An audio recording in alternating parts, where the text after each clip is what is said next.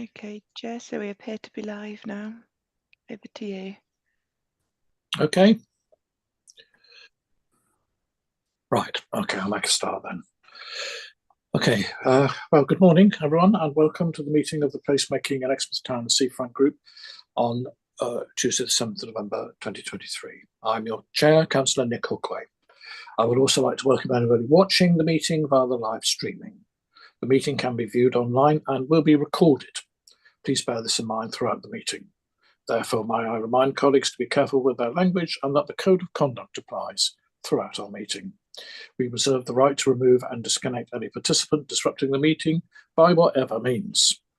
As this meeting is dependent on internet connection and a power supply, in the event of a break in the internet connection or a power cut, please bear with us as we try to reconnect. If we're not able to reconnect in 15 minutes, the meeting will be adjourned and reconvened at a later date. Please check the committee page on our website for further details. Could colleagues please ensure that your microphone is muted when you're not speaking? This will help avoid any disturbance and background noise. Could you also keep your points short and not interrupt when someone else is speaking? Should you wish, please raise your electronic hand and wait to be called. All have been sent the agenda for today's meeting. Any members of the public can view the agenda by visiting our website at www.eastdevon.gov.uk. We will now start the meeting by doing a roll call of committee members here present. Can you please now unmute your microphone, and when you hear your name, please confirm by saying present. When you're present, please mute your microphone again. Alethea, over to you. Thank you. Okay, so Councillor Hookway. Present. Thank you. Okay. Councillor Arnott. Present. Councillor Hayward. Present. Oh, sorry. Hello. I'm sorry. It's all right. Councillor Matt Hall. Councillor Brian Bailey. Councillor Chapman. Councillor Anne. Present. Oh, okay. Thanks, Brian. Sorry. Oh, sorry. Thanks, Maddie. Councillor Anne Hall. Present. Councillor Wilson. Councillor Wibley. Present. And we've got Councillor Deasy. Present. Oh, Present. Deasy or Davy? Sorry, Deasy. Oh, yeah. Yeah, sorry. Is Councillor Deasy present? Yes. Yeah. And sorry, and yourself then, Councillor Davy. Present. Okay, Chair. So the meeting is quorate. Thank you very much. Okay. Agenda item 1, apologies. So I don't have any apologies received. Okay. I have received apologies from Councillor Matt Hall. So please note that. Okay. Agenda item 2, minutes of the previous meeting held on the 12th of September 2023, pages 3 to 5. Do any members of the committee have any comments on the minutes of the previous meeting held on the 12th of September 2023? If so, please raise your electronic hand. If there are no hands raised, I will take it that you're happy about the minutes are received and noted. Right, I cannot see any hands, so those minutes are received and noted. So agenda item 3, declarations of interest. This will be done by roll call. When your name is called, please state your declaration, including which agenda item your declaration states to and what exactly you're interested in and the specific type of interest you're declaring. Thank you very much, Alethea. Okay, so Councillor Hookway. I'm a member of Exmouth Town Council. Okay. Councillor Arnott. None, thank you. Councillor Hayward. None at all. Thank you very much. Councillor Bailey isn't here. Councillor Chapman. Member of Exmouth Town Council. Councillor Anne Hall.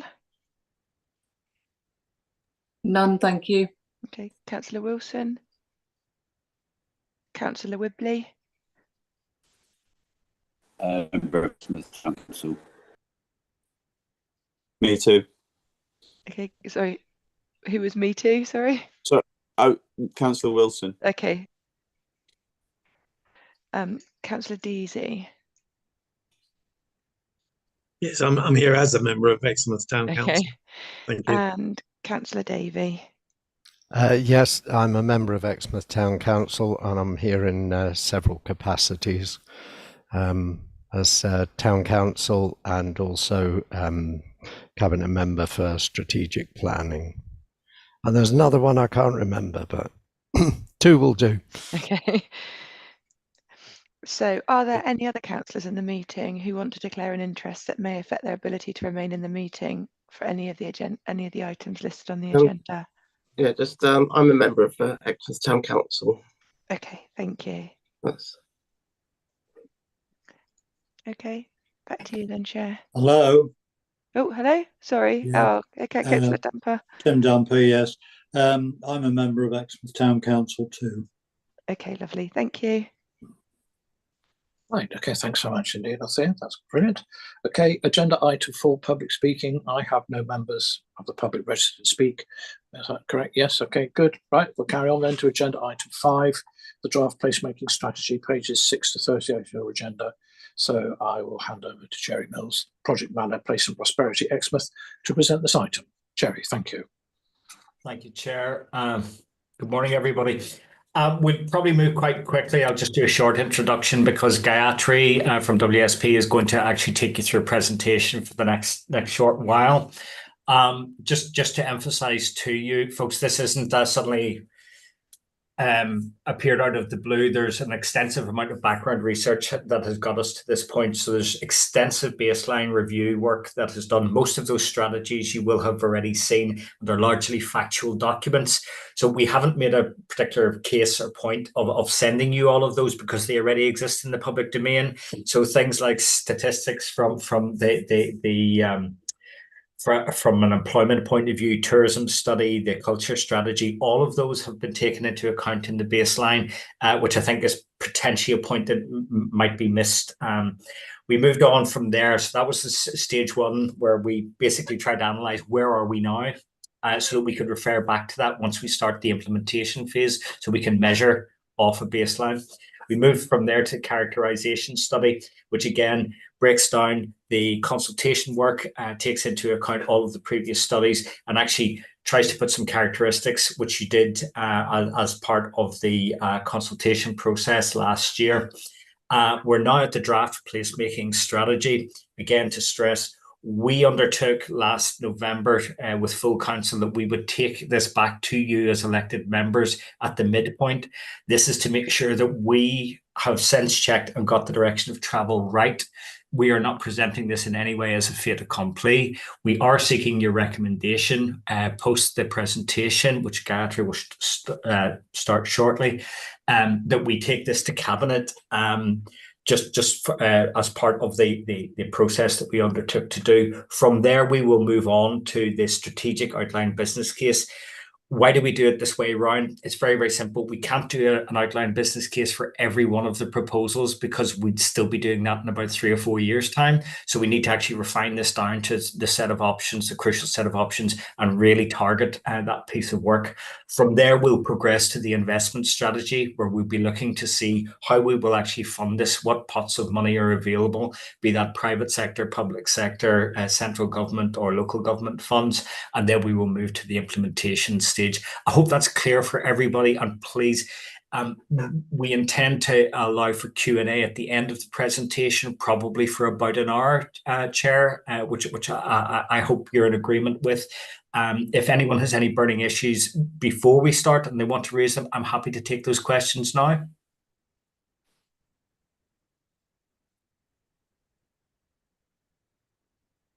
I don't see any hands, Chair. So Gayatri, if I could ask you to present. Have we made Gayatri the co-host at this point in time? Can she put up her presentation? Yes, you should be able to now, Jerry. Lovely, thank you, Sarah. Gayatri, ready when you are. Good morning, everyone. I am Gayatri Suryavanshi. Can you hear me all okay before I start sharing? Perfect, thank you. Give me just literally a second and I will start sharing my screen.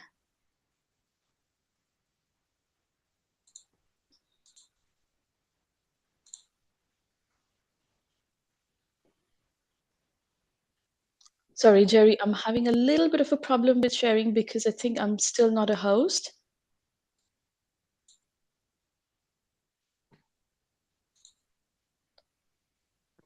I have you set as co-host.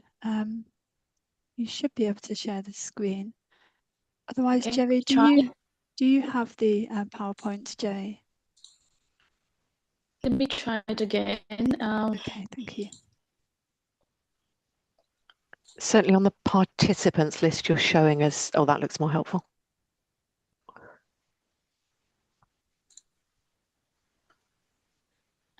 Okay, can you see my screen? Yep. Is the presentation visible now? Ah, perfect. Good. I can't see anyone, so I'll be talking probably just looking at my screen. So as Jerry sort of, gave a little bit of an introduction of, what we are trying to do here and how we've kind of, come to this point. Obviously, we started like a couple of months back, rather more than a couple of months back, and we've undertaken a very step-by-step approach to, sort of come to this point where we can actually put forward a first draft at the strategy of how we think a placemaking plan should be developed for Exmouth Town and Seafront. There is a very, I think we've kind of spoken to you several times in the two workshops, most of you in the other two workshops, where we've kind of explained what is the remit and what is the kind of extent of our work. We are definitely focusing on pretty much the entire seafront, but at the same time, the town center. So that's what the geographical remit of our project is, and that's what we will see on the screen today. So this presentation is structured in a way that really sets out, what are those identified challenges through our extensive baseline of transport, of built environment, of economics, and environment and landscape issues.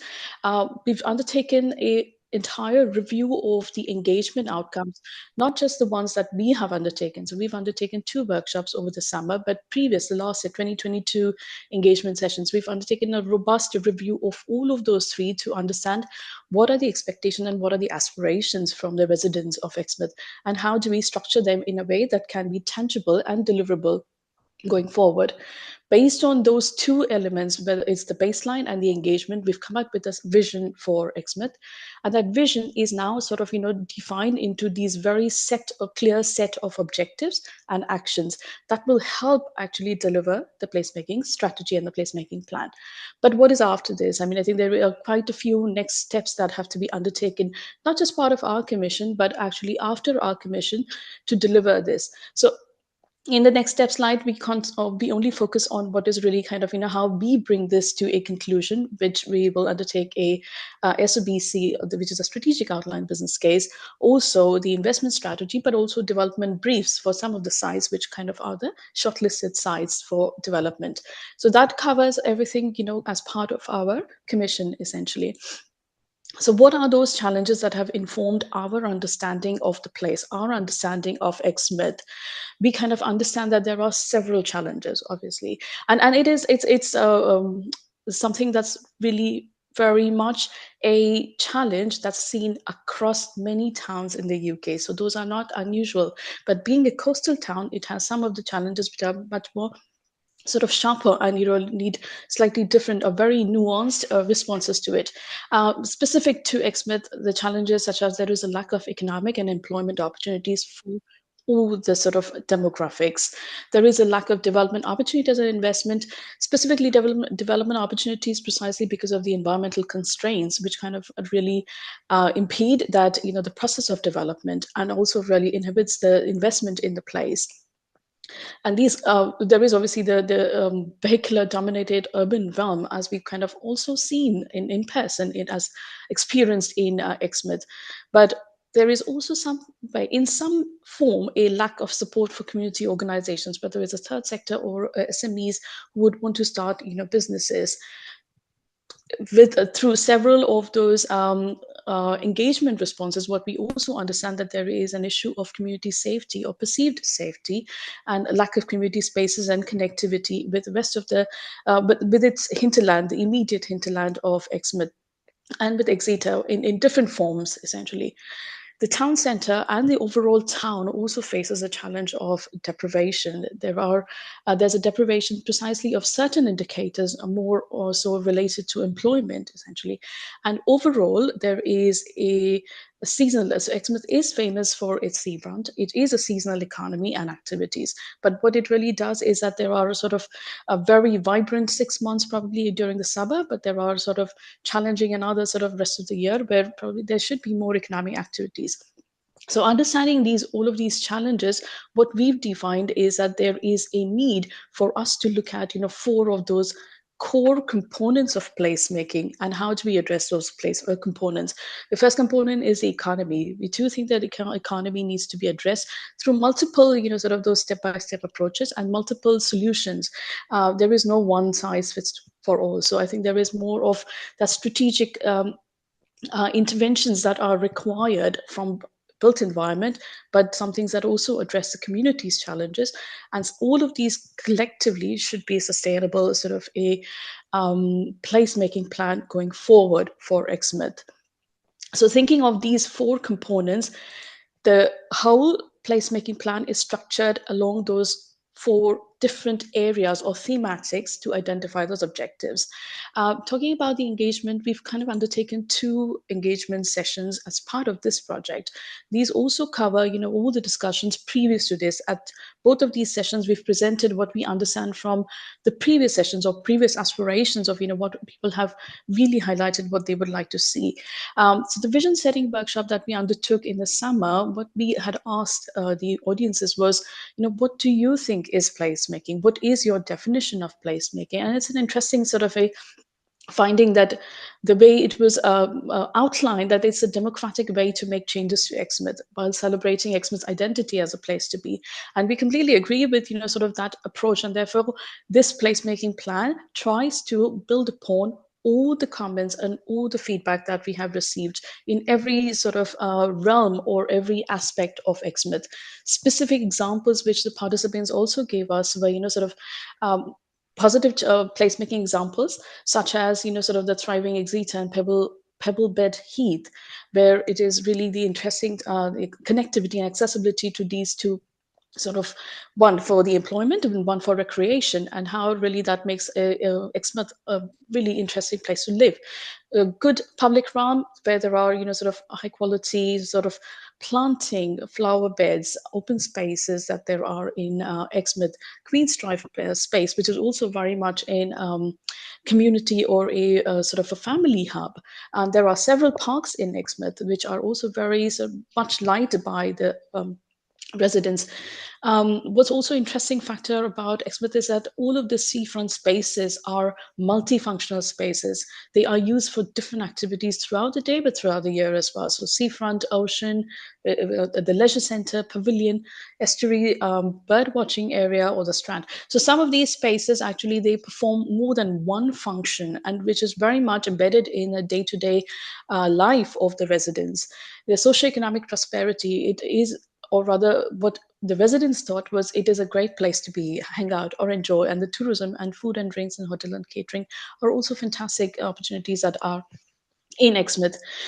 In terms of its strategic location, there is abundant natural beauty around Exmouth immediately, and the seafront, which is all about the sandy beaches and the water sports. So all of these kind of elements that have been, sort of set out as the kind of the assets of Exmouth, we've considered them and how do we build upon them. Other conversations which kind of we understood what people really want, or what is that underlying aspiration, is that there is an urge or there is a passion that, something needs to be happening in Exmouth, and soon. And there is that urgency for, sort of change, for development. And here, we've also asked about the question of where all of these things should happen. Exmouth is also caught in that very dramatic vicious cycle of, sort of tourism and the cars, where actually more tourism will lead to more cars. But then we need to really change that vicious cycle to a virtuous cycle, where we want people to come in, but we want really the tourism to take more, sort of ground. However, but not to be at the detriment of the community and not to the detriment of the environment of Exmouth. So all of these kind of interesting conversations have led to our understanding of what the place, how people perceive the place, how people understand or use the spaces in Exmouth, but also what is their aspiration for going forward. The second workshop that took place in September, we kind of had broken down the whole seafront and the town centre in more sort of sub character areas to understand or bring out even more nuanced sort of placemaking opportunities, area specific opportunities that we would like to understand from the residents what should happen. And these were the kind of 7 areas that were showcased and sort of consulted upon. there were very interesting sort of ideas that came through, and specifically overarching ideas actually were related to movement, pedestrian and cycle infrastructure. There is really a need, and across all the 7 character areas, there was a very clear opportunity was about more of pedestrian and cycling infrastructure, having that consistent routes, consistent, sort of consistent and continuous routes of cycling along the seafront that takes you into the wider network, addressing cars. There is a need for a park and ride, a slightly different, a more hybrid approach to park and ride. So not necessarily something that's outside the town completely, but a more localized, sort of hubs of car parks, which then starts to release more car parking from the seafront where possible. That there is also a need for signage, more improved signage, information boards, better guidance on how to get around town, a need for more leisure facilities, around related to water, obviously, and water sports and general sports facilities, but also around the green spaces, more cafe shopping opportunities.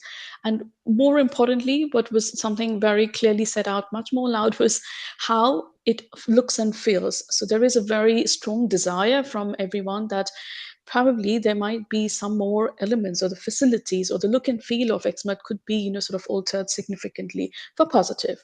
And the area specific challenges that, or rather opportunities that were identified were about the gateway. I think there was a really strong desire to make it into a gateway, which is understood, which is read by everyone as, sort of as an arrival space in Exmouth.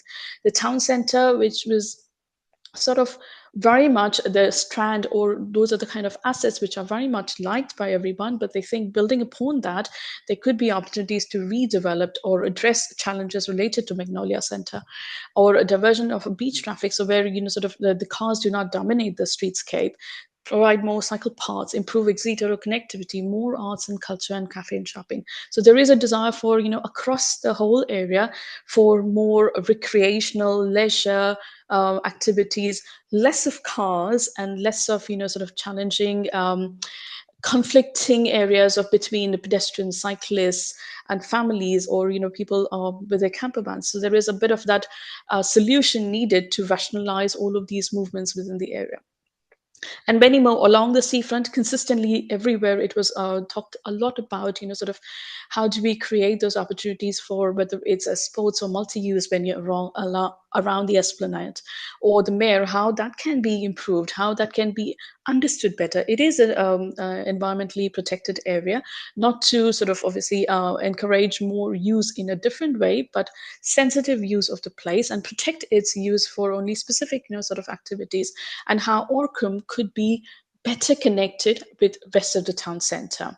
So these were some of the ideas that were really put forward to us to understand and take away as to build our vision and the placemaking strategy. So what is the vision for Exmouth? The vision, how we've kind of, sort of understood is that vision needs to be sort of centered around those very clear 4 specific areas that will positively sort of impact across the creativity and enterprising environment in Exmouth.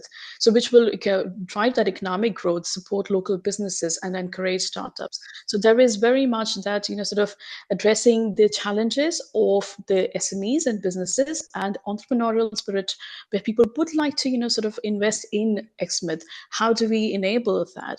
We still want to create, or Exmouth should be, a green, resilient, and a sustainable place.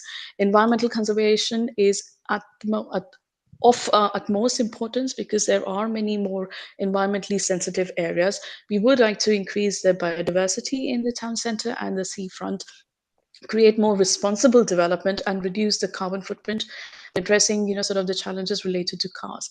This is a place where we understand there is a diverse demographics, and for which we think that it has to be an inclusive and a prosperous space for creating more safe and healthy and environmental accessible living within the Exmouth, not just the town center seafront, but the entire town, and on really foster that very genuine sense of belonging to the place.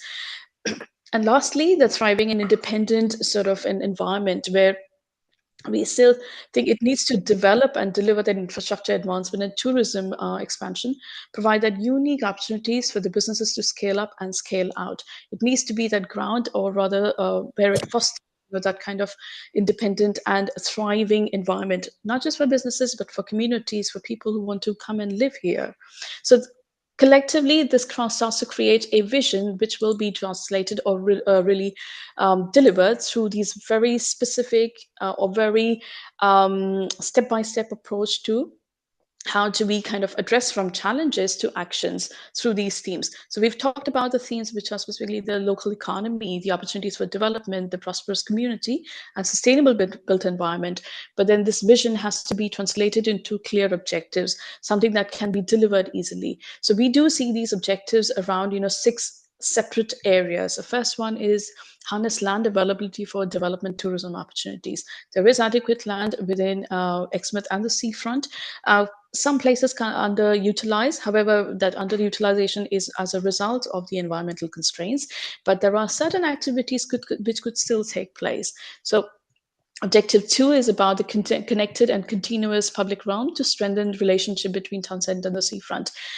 The public realm that creates that, sort of the glue, it holds it together. That is of utmost importance because obviously as today we read Exmouth, it is much more in these different character areas. Whereas I think we really would want to create a whole, a seafront and a town centre as a whole, to understand it better and read it better and enjoy it better. Activation and meanwhile activities and events to create a year-round interest. So shifting from more only from the summertime activities to probably a year-round activation, for which obviously the public realm is of very much importance to lend itself to create that sort of conditions for activation. Number 4 is about active lifestyle offer in the town centre and the seafront for all age groups. Whether it's a day-to-day active lifestyle, whether it's walking, cycling, or just sort of promenading along the seafront, to more sort of sports-related or really more active in the sense of specific facilities that would enable that kind of a lifestyle. Number 5 is about encouraging active and sustainable transport in the town centre and seafront.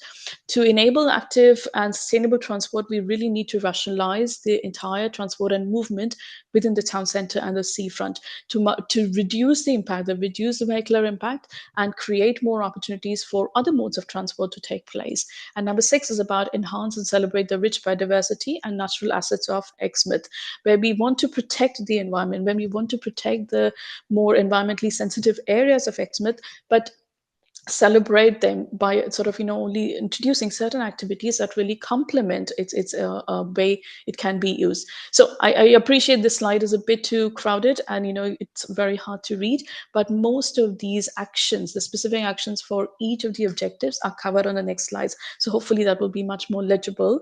But this was to give an idea of how we kind of have taken a very robust approach to understanding Exmouth, defining those themes, creating that vision, and then defining these strategic objectives and actions. So it's more of a process how we would like to take it forward. So as you can see on the screen, this is a more emerging, sort of placemaking framework, which kind of concentrates on very specific, opportunity areas. There are 4 clusters which lend themselves for more interventions or very strategic interventions, specifically the gateway and the festival, the Imperial Recreation Ground, the town centre, which also has a huge potential in being reimagined to kind of provide a different offer of recreation, but also as a retail center or as an employment center. The Esplanade, with its many sort of assets, how do we see them bringing all them together? What is that sort of that offer, or how do we read that space? An emerging idea is a sports cluster, by which we don't really mean the sports activities on the beach, but essentially the side shore or all the existing sports activities on the rowing club, how they could be strengthened by many more other indoor probably facilities, which could be better related to water sports. And lastly, the Orcombe and the Promenade, the Queen's Drive, which is the further eastern end of Queen's Drive, where it could actually be reimagined to completely a different or repositioned to a different offer. And let's see what that offer is in the coming slides. So what are these strategic objectives? As defined, the first strategic objective is about the harnessing land of availability of land for development and tourism opportunities. How do we kind of, sort of action these? We've identified 8 of these interventions. All of these 8 interventions are not really sort of solutions to start tomorrow, but a sort of a direction of thinking, how or direction of sort of task and developing that action further. So firstly, obviously, is define the role and offer of the town center.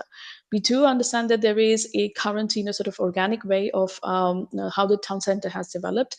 Probably it's a time to understand, and this is all obviously the reaction to more post-COVID challenges as well. Now is the time to understand, how do we see the town center? What is its purpose going forward for next another 20 years? What is the youth of Exmouth that would like to see in the town center? We think that there is a need for that study or sort of analysis related to town center and what it really kind of brings forward. What are the opportunities? There are certain underutilized sites, and very much overwhelmingly sort of highlighted is the Magnolia Center. So whether that could be brought forward for any other different use, could it be refurbished? It won't be rebuilt, because potentially not rebuilt because it's in flood zone 3, but are there different types of opportunities that could really maximize use of that land? Number 2 is create opportunities for sports tourism along the seafront, by which we definitely mean it's more, are there any new facilities that can be introduced along the seafront? Whether it's one idea was to sort of relocate the leisure center at the pavilion site or any other site that we could identify along the seafront. Can that really bring that, the strong activity along the seafront, specifically related to sports? And there is a need for the clustering of sports to become a destination. Number 3 is rationalize the use of surface car parks to maximize the availability of land for other activities. There are several car parks within the town center and the seafront which could be utilized more efficiently and release some of the spaces for different type of activities, such as a Camperdown car park. Probably if it was sort of combined with the Imperial car park in a slightly different way to not lose the capacity, but to enhance the capacity in one place, but really release the space elsewhere, it could become an opportunity for a different worker spaces or working and maker spaces, essentially more small scale employment areas. Number 4 is transform beach car park into a public space for temporary activities and cultural programming. This starts to release, that's very important, very strategic space for more public realm, more open activities, more public spaces. Number 5, repurpose pavilion site for an improved sports facility. Again, it's related to number 2, where we think that that pavilion site has a different potential. Could that be explored for if not for leisure center to be relocated, but a complementary sort of a sports facility, an indoor sports facility, which is a state of the art, which kind of has a regional sort of importance, which could be used by many of the schools, colleges, sort of the youth for different purposes, whether it's I won't name the kind of sports it really should have today, but that's something that really we would like to interrogate further, investigate further. Number 6 is reimagine Foxholes car park into an arts and culture hub. Foxholes car park, probably it's a very strategic location at the seafront, currently underutilized in the way of how the land provides maximum sort of views, the recreational aspect. However, I think car parking could be, if that was to be sort of accommodated elsewhere, not to lose the numbers again, but if that capacity was met elsewhere in close proximity, would that really the land be available for a completely different type of activity, particularly related to arts and culture? Number 7 is attract investment in training and skills facilities to increase employment. This pretty much links to the land. These obviously can be delivered through many of the interventions in the first 6 set of actions.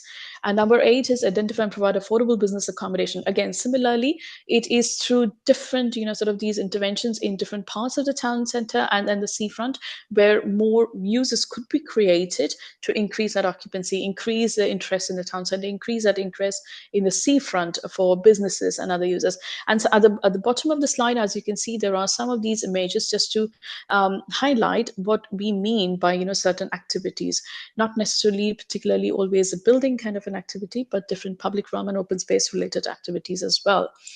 And where are these activities taking place within the town center and the seafront? So some of these are highlighted as hubs. As mentioned, Exmouth Pavilion or its surrounds or that zone is definitely one of the hubs. Arts and culture, so Queen's Drive, Eastern End is definitely one of the hub. The town center and Exmouth Gateway or that sort of area is definitely a hub.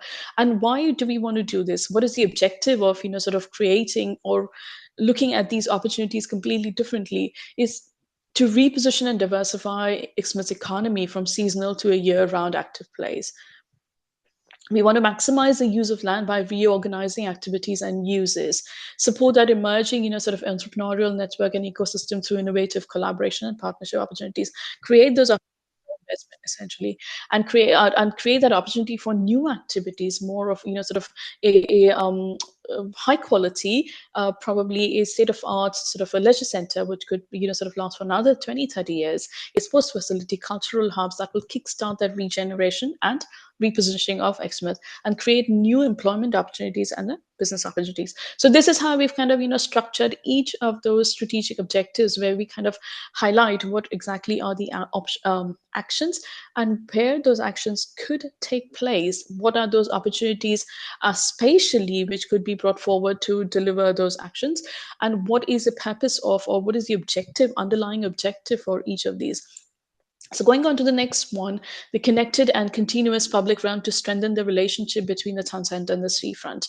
The public realm is very much a glue. It really holds everything together. It really holds the place together in explaining, or rather how people navigate, how people see, experience, understand the places, for which I think there are several actions really need to be undertaken. We do think that at the gateway, specifically around the station and arrival space, some of the activities really need to be reorganized to create that public space.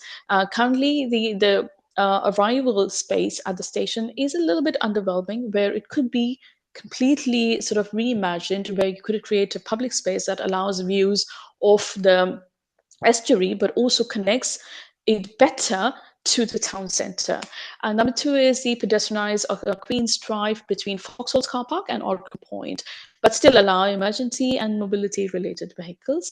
Number three, commission a signage strategy to improve the legibility of the entire town and the seafront. More innovative, and they could also become their own sort of a branding for Exmouth.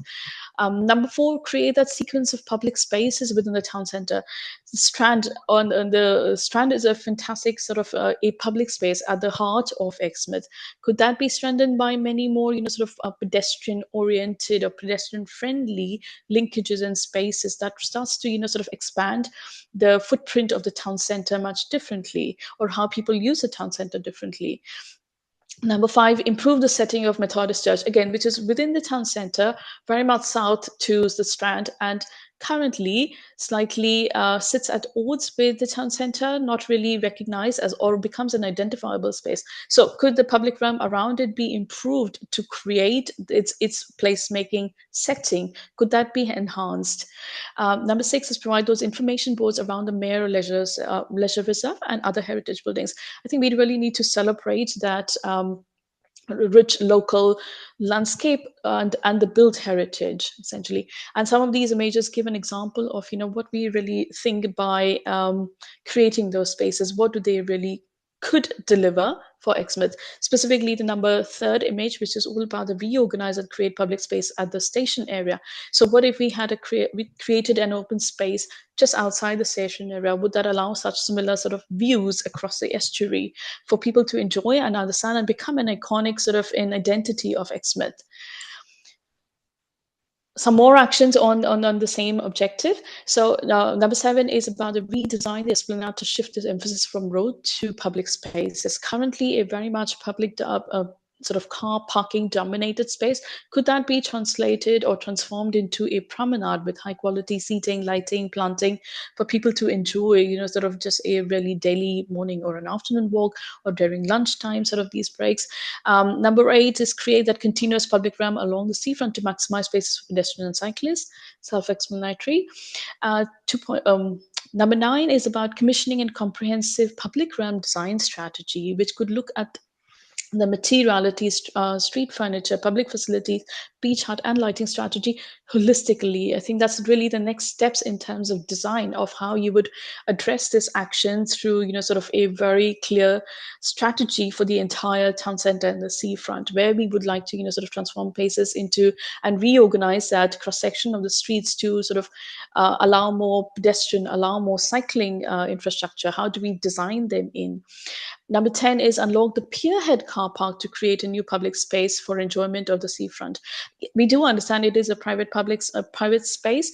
Could that be, this is just an idea to, sort of probably double up as a public space, but on a sort of occasional times still be allowed to use as a car park when needed for during the events or certain times, but also, sort of create that adaptability within the space that could provide more interesting views across the sea. That's a really interesting space as you can see in example 1. And number 12 is commission a shopfront design strategy to achieve a coordinated approach to the look and feel of the town center. This is very much in line with, the public realm strategy. When we look at the public realm, we would also want to look at, what is that expression or the reflection of how these shops are perceived by the visitors, how they are very much a Exmouth based sort of design quality, how that can become an identity to the place. So all of these kind of ideas, and where do they happen? They are very much, again, within a similar sort of zones. And that's why I think these starts to become a more cluster. The Gateway, the Esplanade, and the Orcombe and the Town Centre, they start to become that hubs of different interventions coming together. And the objective is to improve the look and feel and dwell time within the town centre and seafront, improve the town's urban design and spatial structure, how people understand this place and that legibility of this place. Refining the place narrative and identity, creating a safer, inclusive, enjoyable walking and cycling environment, and create promenades to increase footfall and revitalize economic activities. So let's go on to the number 3, which is all about activation and meanwhile activities and events to create a year-round interest. So we do acknowledge, recognize, and really think that there are very interesting festivals, events that already take place in Exmouth, which are very popular and are one of those times where there are more visitors. What if you could sort of curate a sort of activation strategy that looks at a year-round activation in different capacity? It's not only about sort of replicating the same sort of event across the year, but curating different types of events for different type of demographic or target demographics or target visitors. Essentially, could that be more in the form of arts? Could that be more in form of like the festivals, or could that be completely different in terms of sports or many other sort of simple opportunities where it could be sort of daily visitors or a weekend visitors who would want to sort of stay in Exmouth, or in impromptu or spontaneous sort of opportunities available to them. So number 1 is about promoting public art to complement the heritage buildings and to foreground. So there needs to be a completely different strategy to look at these blank facades, look at where art could enhance some of the placemaking opportunities, enhance the heritage setting of certain areas in the buildings. Number 2 is about sort of promoting those evening events throughout the year. Could they be food focused, or could they be art related focused? And for which I think creating those public realm or public spaces becomes important, because to be able to sort of create that year-round interest, whether it's just through simply by sort of art follies that could be sort of brought into Exmouth. And number 3, provide events infrastructure. This definitely is all about sort of where their events are already taking place. Could that be better infrastructure be provided to sort of make it much more easier, seamless, energy efficient, and carbon efficient to deliver those events? Number 4, about creating opportunities for arts and culture by repurposing existing assets, complementing them, and new facilities and curation strategy. It does need a curation strategy to see what is that interesting, what is the art and culture ecosystem within Exmouth, and how do we create those opportunities for expression for the that ecosystem. Number 5, about the strengthening the experience at Queen's Drive space as a family hub by unlocking the event space at the rear. So the Queen's Drive space, which is already sort of activated as a family area, I think there is an opportunity to extend its footprint to incorporate the event space at the back of it. It probably will need a little bit of a reconfiguration of the pods or the tiny sort of cafes and shops that are being laid out to be able to, sort of integrate that space better. But then it starts to strengthen that whole hub as not just a sort of enjoyment. There is a kids children's play area as well, but also adds to it a event space. So how do these all then come together in creating that very interesting network or interesting sort of landmarks, and how do we read them in the town centre and the Seafront, and starts to connect the two areas much more strongly. And where we see the very the diagram at the bottom left is about where those activities could take place in different forms. So there is not one set of activities, but many set of activities that could take place throughout the year. Specifically, town center is one of those spaces where we actually, the residents and the visitors, we would want the visitors also to visit the town center more regularly.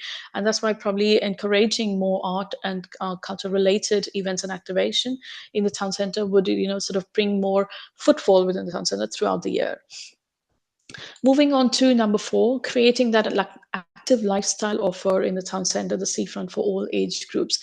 This lifestyle offer is not just sort of how we actually will introduce new sports facilities, but also the public realm. What does it offer? Sort of in a day-to-day, whether it's cycling or playing or sort of enjoying for kids. What are those kind of activities that we want to sort of encourage along the Seafront to enable more visitors, but who would want to sort of enjoy that public realm? So the action number 1 is to create hubs within the town center and the Seafront to harness that opportunity to link into wider walking and cycling. There are several walking and cycling routes within the regional which connect more to the AONBs or connect more to the Jurassic Coast. Can we extend those actually networks to bring them center rather than creating only hubs where we actually embark on those journeys, but bring them more so through the town center, which could be enjoyed differently. Number 2 is rationalize a traffic movement within the town center and along the Seafront to reduce car parking spaces or car access to minimize that if its impact and encourage more modal shift. So creating more opportunities for more walking and cycling along the Seafront is one of the actions. Number 3 is develop a cluster approach to sports around the site shore to maximize identity, use, and regional reach of the offer, which is very much about not just the open activities, but also within the new build form, within any new development opportunities that could be taken place. The objective is to create that house promenade and create that active water sports opportunities along the Seafront. Again, it's along the similar sort of zones of spatially where these activities can take place.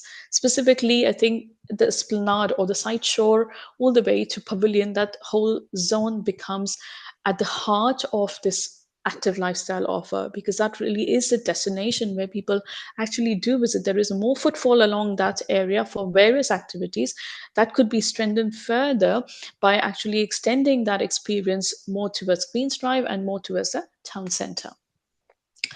Moving on to the next strategic objective. Objective number 5 is about encouraging active and sustainable transport in the town centre, the Seafront. How do we rationalize that traffic movement and on-street car parking along the Seafront?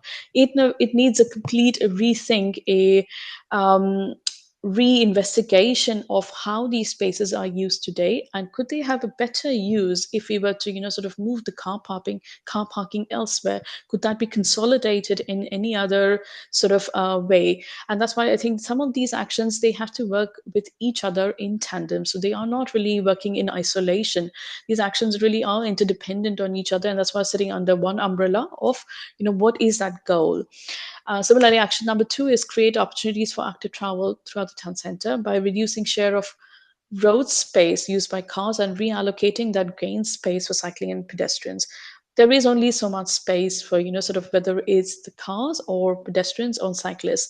I think changing that balance between cars and active lifestyle probably will start to sort of release more space for different users, create opportunities for greening, planting, cycling, more dedicated and designated cycle routes as well. Number three, creating that continuous network, which is also important. Currently, there are parts of Exmouth which offer that, sort of facility, but not in a continuous way. So if there was an opportunity to continuous or link all of those, sort of specific patches of this, whether it's cycle routes or pedestrian linkages, could they be all connected together? Because then they offer a much more different, sort of character. It becomes a loop, or rather a part of a much wider network. Number four is provide or explore the opportunities for a potential park and ride system to reduce traffic in the town center and free up space.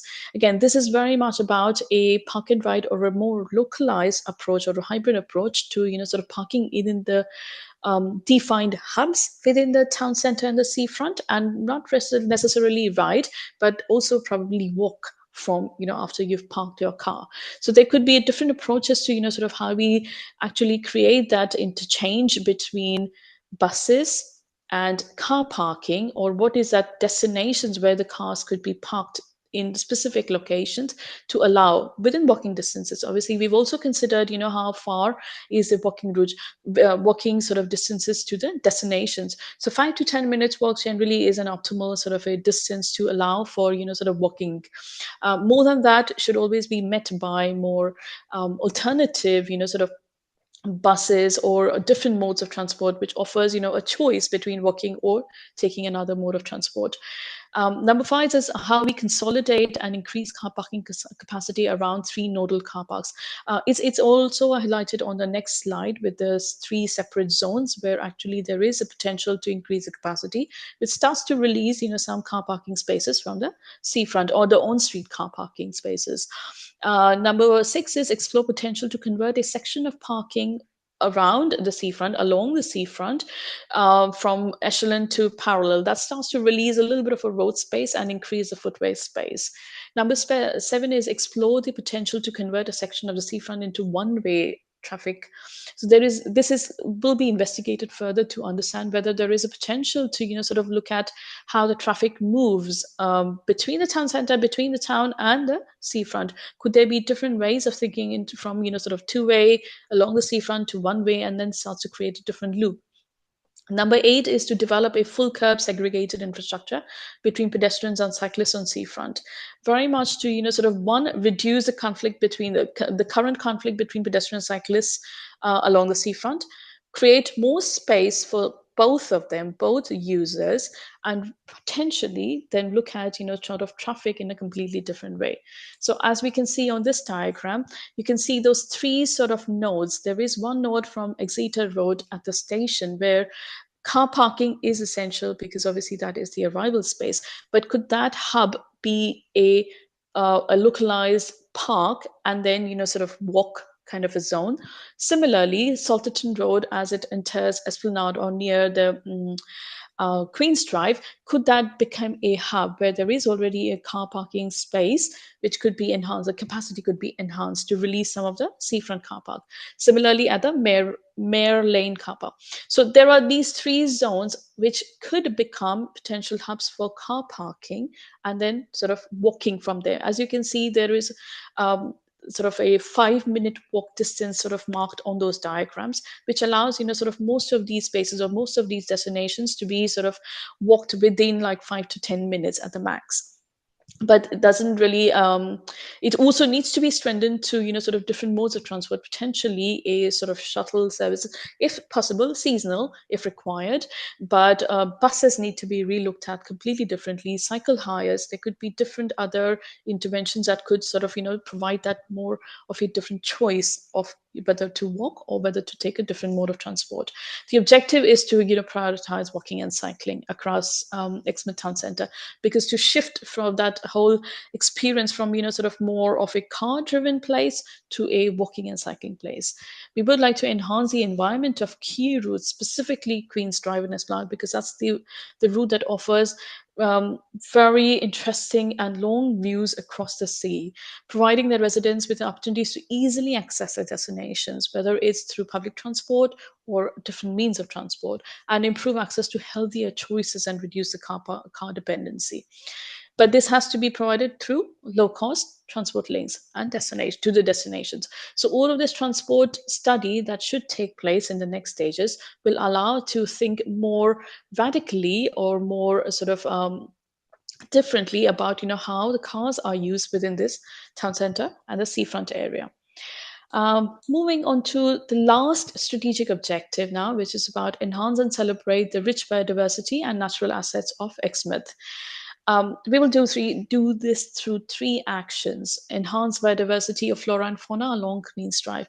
By releasing that space from cars, I think it starts to create more space for sort of interesting planting, increasing biodiversity, addressing sort of flooding issues or any other environmental challenges by sensitively designing these spaces.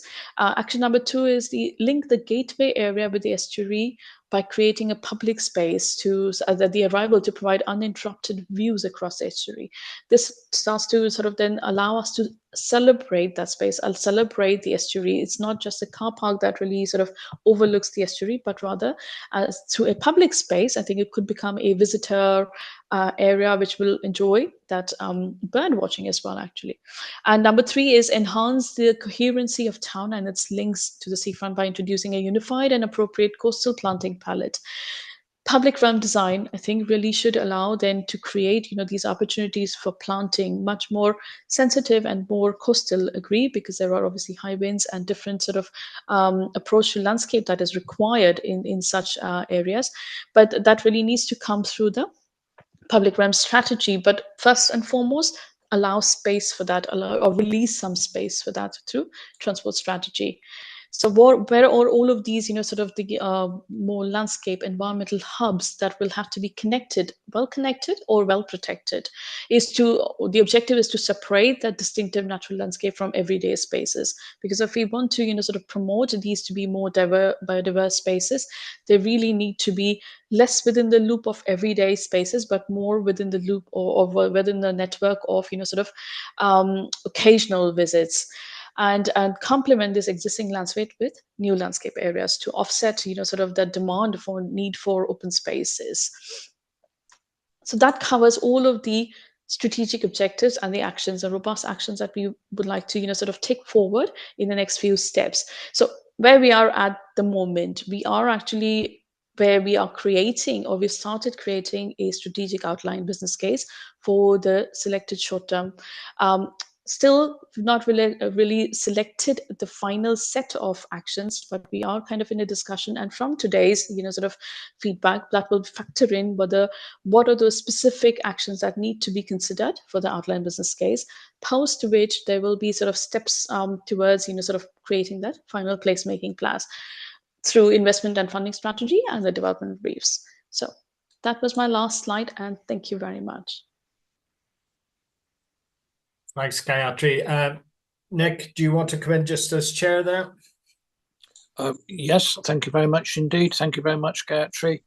That was a very comprehensive presentation. Please have a drink of water. Your throat must be dry by now. And there are some very interesting ideas in there. I would just like to, I think, stress one of the comments that I wrote down was that we are looking for the first time, I believe, in Exmouth as the town and seafront as a whole. We are considering and having to deal with post-COVID challenges, which I think are much more significant than many people realise.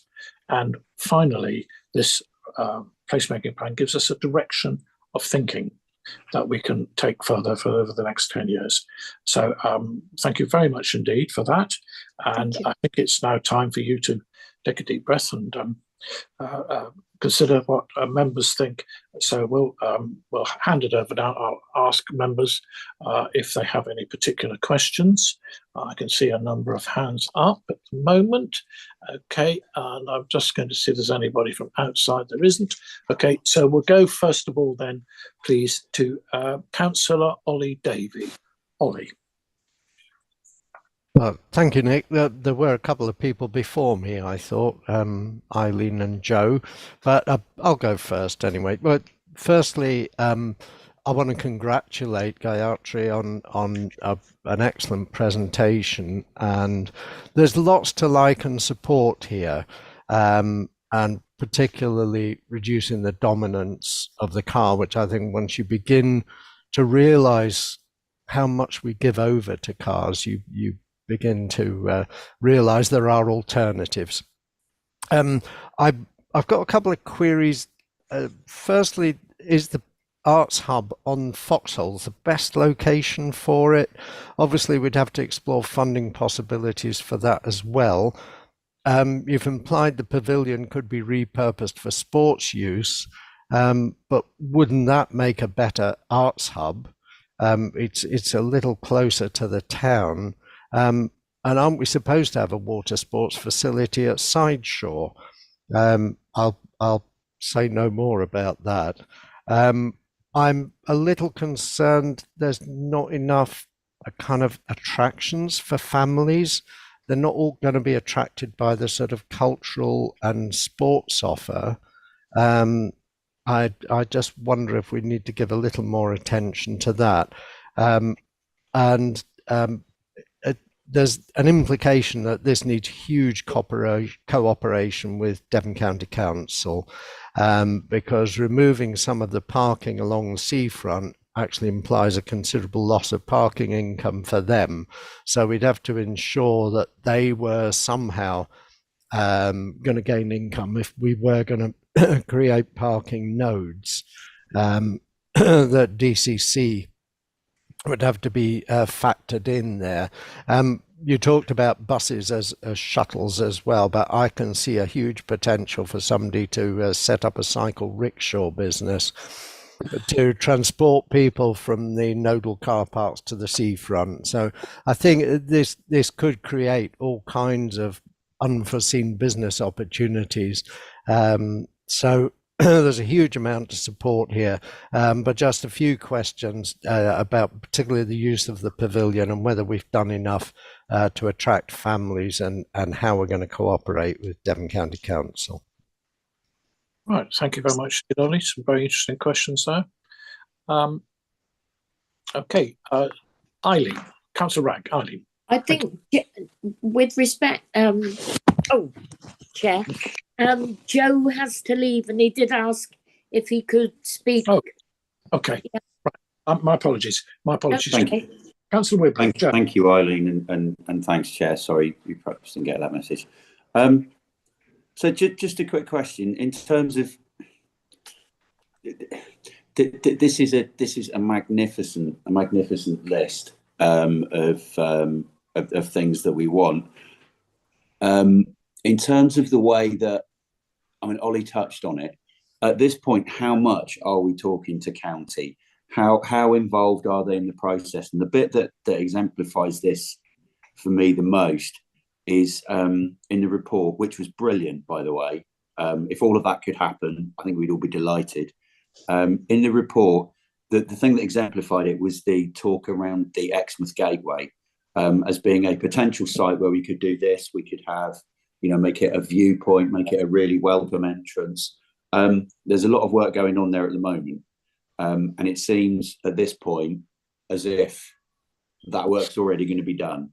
But it's going to be done in a way which it's a completely separate issue, but it fulfills the criteria for the levelling up bid and the way that they got their money for that. Does that then mean additional work after that? Does that mean that actually once they've created what they're going to create, that area is done? So that's a kind of a really pressing thing, because the public consultation on that is the end of this month. And I believe it's something that your company is doing, is involved in.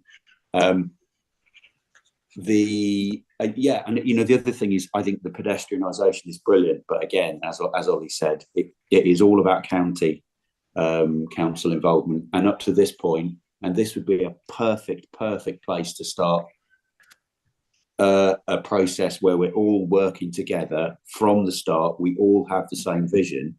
At this point, And I don't know if it's political, or I don't know if it's, you know, for whatever reason, we don't have that. And financially, they're in a difficult situation. So I don't know whether I'm saying we need to be more realistic, or I'm saying we need to really, really push and work with county to try and get this to happen. Because, you know, sincere thanks for the report, because like I say, if everything that was in it happened, it would be great. I think that's me. Cheers, Chair. Thank you. Jerry, do you want to come back on that? Yeah, just in relation to the relationship with the county council, I mean, we and along with our colleagues in WSP are working extremely hard to get the dialogue going about the gateway. No later than yesterday. So I mean, I've had very good dealings with county. I appreciate that it's a mixed bag no matter what organisation that we go to. But yes, it will have to involve county. We don't exist in isolation, and I'm quite sure when they see and digest what's being produced here, that they will see that there is an opportunity. The other thing to remember is that the potential for a combined authority is still out there, and we would all eventually become one. I'm not going to say big happy family, but one very big family under a combined authority. So, you know, that maybe takes away a lot of the challenges there. But certainly, I mean, we've built a lot of bridges here. We're having conversations here that perhaps 2 years ago I don't even think we might have managed.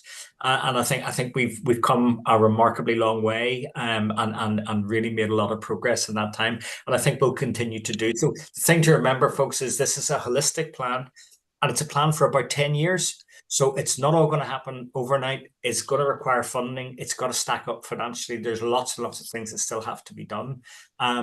But you know, on you know, journey of 1,000 miles begins with the first step. You know, unless we continue to take these steps forward and build bridges with people, I mean, that's the crucial to, you know, that's the fundamental. Be it with the private sector, be it with yourselves, be it with our colleagues in the county council. So, you know, yeah, it's a work in progress, and will continue to be a work in progress. But thank you, Chair. Thanks, Jerry. That's really reassuring. Sorry, Chair. Cheers. No, not at all. I've got something to add to that, but I'll see what other people have to say first, because I think that's important. So, Councillor Rack, Eileen, would you like to come back, please? You're muted, Eileen. Sorry. God, that's a once in a lifetime event. Chair, one of the things that's leapt out at me, which frankly is almost unforgivable, Exmouth grew up around the Ex. It's a maritime history. We don't seem to have a space in all of this for our maritime history. And we had one of the greatest sea lords of all time.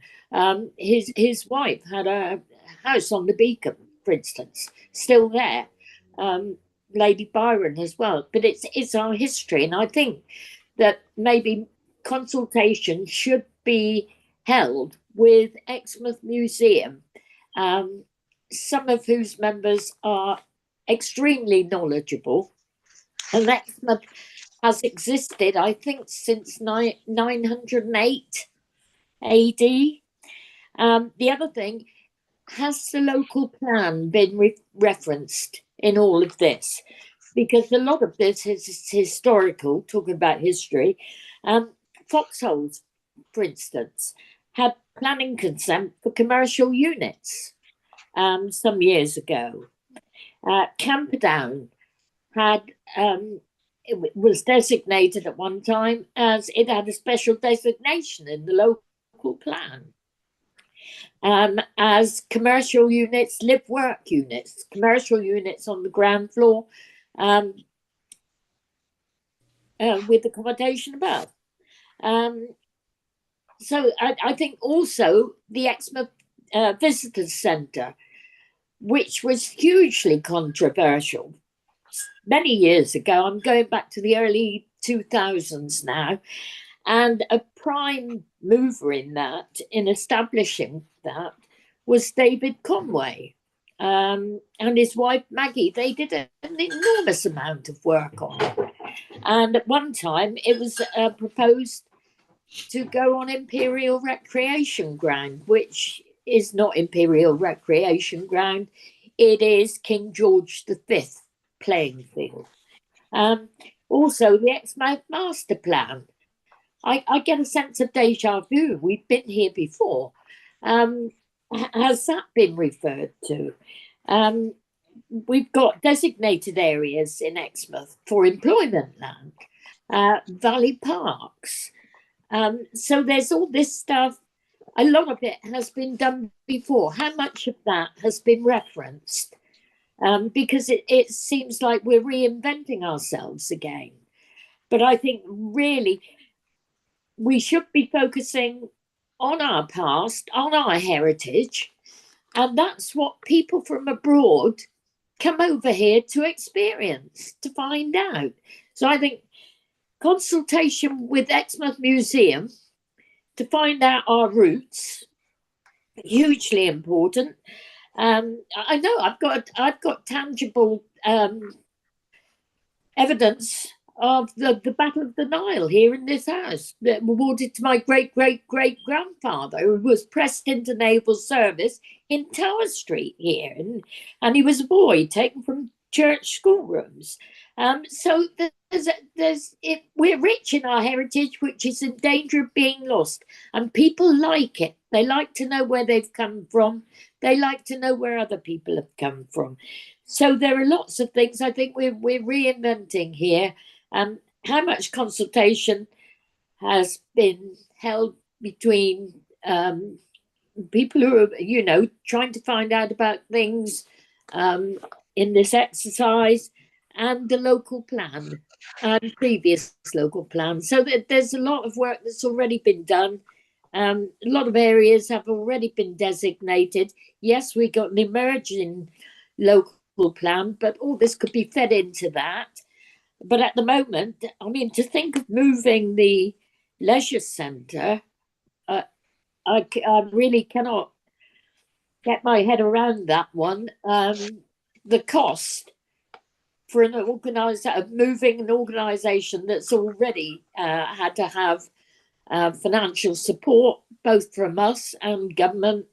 I think at the moment in time, I mean, in the future, could be entertained, but at the moment, it's a non-starter. And also the public who contributed to building the swimming pool there, brick by brick, I think you'd find those who are left would be up in arms about it. So there's also the public sensitivities. But we've got to start somewhere. And the things that we started before just don't seem to have come about. I'd hate to see repetition, which is all the time costing us money and preventing us going ahead with these projects. So anyway, I'm feeling quite depressed myself now. So, well, please don't feel depressed. Please don't feel depressed. There's no need for that at all. No. We are going to have the bright sunny uplands, and Jerry is going to first of all start ask a question about the local plan. Thank you, Jerry. Thank you, Chair. Yes, I mean, the baseline review took into account all of the existing studies, including the local plan by Town Council, the local development plan by ourselves, and the emerging local development plan. It also looks at the tourism strategy, culture and heritage strategy, art strategy, and all of the documents that go along with that. That's how we've arrived at our baseline assessment, which I had alluded to in the early part of the session. So stage one was the baseline review, identifying where we were so we could measure off that. Taking the previous master plan, I'm not going to start by criticizing anybody involved. What I would say is I think that master plan probably lost its way for a number of reasons. One, it failed to provide a clear action plan at the end of it, and it failed to provide any costs. Now, I understand that there was a budget limitation way back in the day, and I do appreciate that it's some 12 years ago. But I think that there's a lot of valid points that were made in that, and that's why we have reviewed all of those so that we don't reinvent the wheel, if you'll excuse the term. Yeah. In terms of maritime history, the culture strategy looks at everything from the built environment to historic, and lots more in between. We do a specific consultation with the museum? I'm probably going to say no, we didn't. However, the consultation was open to anybody to contribute to. That's why it was so heavily promoted publicly. And you know, well, I'm very happy to talk to the museum in relation to that. So yes, this document will inform the emerging local plan. Yes, it has taken account of the town council strategy and the raft of other strategies, and I can send that baseline review to members, Chair, if that would help to alleviate any concerns. It is a very comprehensive document. I actually just sent it to Councillor Deasy this morning, so just to allay any concerns that he had. What we have done here is we have based this on existing documents so we can measure off, and we can actually then come back and talk to members about the progress that we have made from that baseline. It is based, our direction of travel is based on fact, that is economic, the economic data that's available. We have taken all of that into account. And we've looked at visitor numbers, we've carried out our visitor surveys, we've carried out our consultation, and that's what elected members supported last Christmas at full count. So yeah, there's always going to be room for more consultation, Councillor Ragg, of that be assured. But this is not being presented as a fait accompli to members. No. This is a 10-year strategy that we're embarking on. I hope that helps. Thank you, Jerry. Thank you. Thank you, Jerry. Yes, perhaps sending members the baseline study would be, as you suggested, would be a good idea. I'll do that. Very much. And certainly in reply to Councillor Ragg, I certainly haven't forgotten about Exmouth maritime heritage, I can assure you. So don't worry on that score. Right, okay, so I think we better go to our councillor leader, Councillor Arnott. Paul? Oh, that's very good of you, Chair. Thank you very much. So first of all, thanks very much to Jerry and Gayatri for all of the work and all of her team as well. I think what we'll find, Exmouth, is that most other coastal communities and inland communities in East Devon will be extremely envious of Exmouth having this as a piece of work. We need to remember where it's come from, but not for too long. But I don't think things were in a great place in terms of 5 or 6 years ago. There's that very, very early line priority, and I haven't got it in front of me, but I think it's what the people who went to the consultations want, which was effectively X, Y, Z, but they wanted it to be done democratically. And I think that's how we've got here. So this is obviously a vision document, isn't it? And nobody is even pretending that there's any money there to do anything with any of it today. But the point is, unless we have this piece of research done and expressed and out there, then we're never going to have an ambition or an aim to actually be able to finance. What's a great relief, I think, is that this is very much a vision suitable for the 2020s. This isn't an Exmouth. Other things could have happened to Exmouth, could still. You know, you don't want to be another Bournemouth or Hastings or whatever it is, seafronts that kind of like go wrong.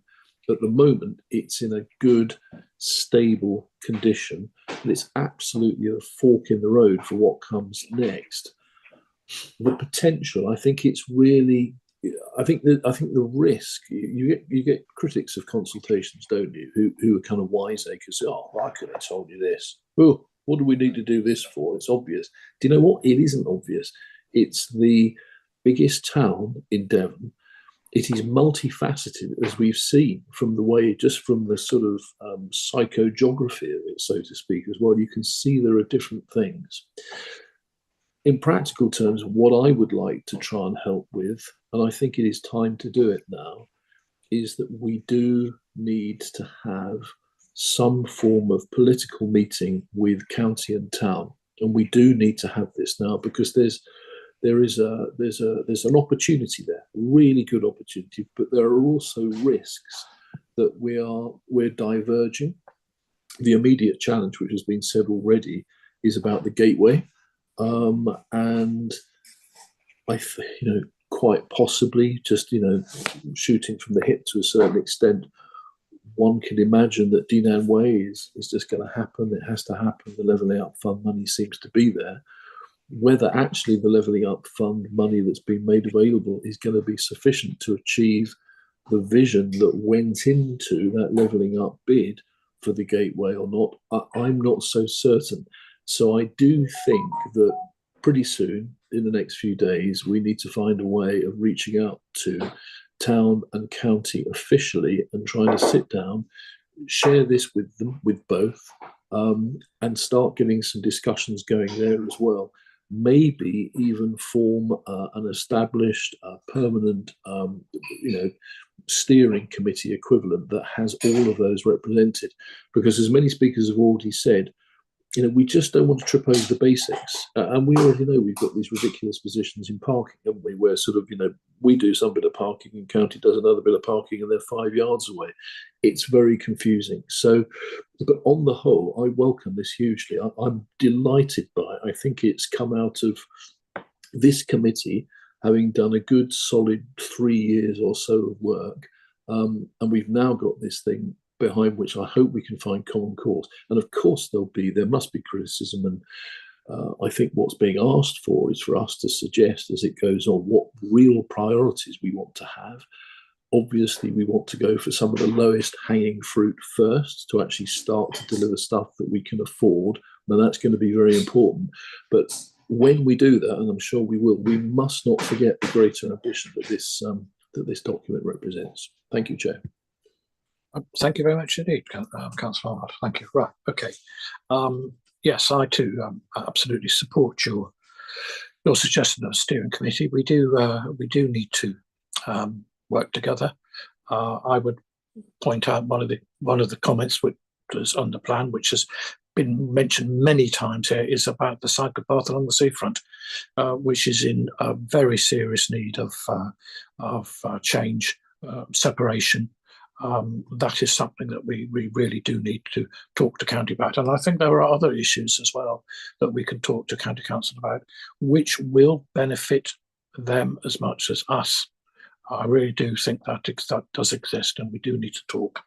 Okay, right. So moving on, Councillor Toy, we've kept you waiting some time, so thank you for that. Andrew. Yeah, it's very comprehensive report there, but on the water sports issue, that should be encouraged. But we also need to remember that this is a holiday destination, and we need some of the beach reserved for families to swim and paddle, and not be crowded out by boats and jet skis and what have you.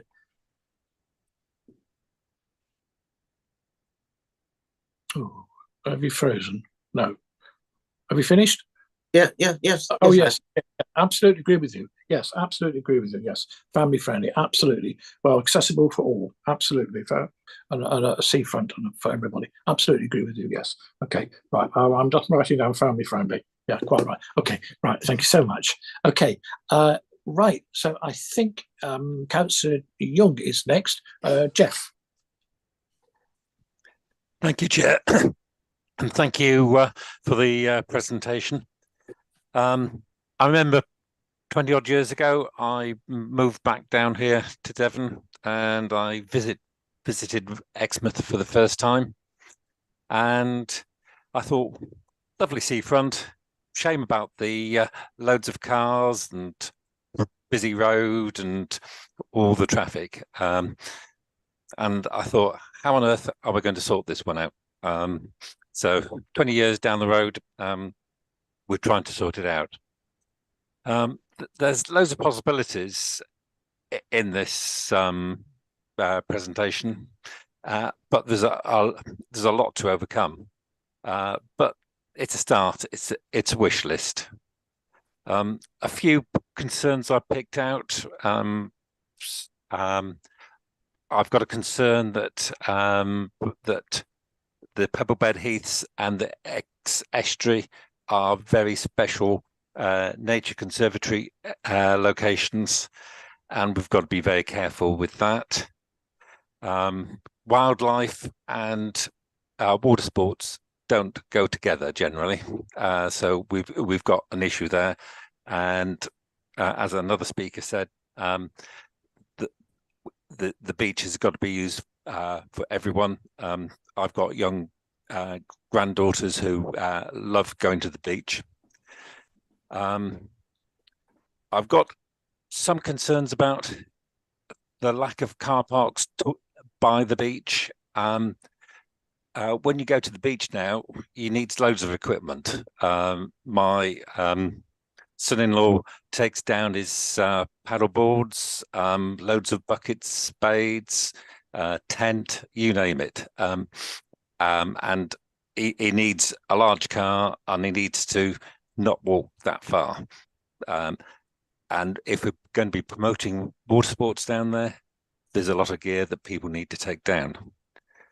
I've got concerns on more bins, more toilets, more showers, dog police, more open space. And I can see that my officers in my portfolio are going to be concerned about that. And that's about it for now. Thank you. Thank you, Jeff. That's brilliant. Right. Now, Chair, can I come in? Yes, of course. I was about to call you in. Altheus just told me I didn't see you. You've been video muted. So yes, please do, Councillor Chapman. Maddie, please. Yes, I have to say, yes, very interesting report. Well done. An awful lot of work's gone into it. I have to agree with quite a lot of what Eileen has said. It advocates a lot of open spaces. Actually, walking around Exmouth, for years, with young families, the weather is not, and the environment is not exactly the best place. Even if you park down on the seafront to go to ocean or anything like that, the wind's blowing, you get sand in your eyes, and opening out too much, I'm not sure about that. As for cars, I would just like the committee to remember it is a large town, and up here in Brixington, which is north of the town, we have lots of families. So public transport is a bit difficult if you want to go down to the beach. And so they need the cars. So if you're going to take away car parks, then I can see you'll be forcing people to go to Budley or to other places. And I know, car parking is absolutely terrible in Exmouth at the moment. I tried to get in twice yesterday. I had to go down to Boots. I ended up going about 3 o'clock in the afternoon, which is the only time I could get a car parking space downtown. It was absolutely horrendous. So I'd like the committee to bear that in mind, that people living up here with elderly parents, with mobility problems, etc., they like to take their tea down to the seafront. To not get rid of all the car parks for water sports, which is wonderful for tourists, but on a nice winter's morning or lunchtime, it's a bit difficult for families. That's all I've got to say at the moment. Thank you, Chair. Well, thank you.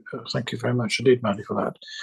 I think you've raised some important points there, and would certainly agree with some of the comments that you've identified for people who are perhaps suffering from accessibility problems.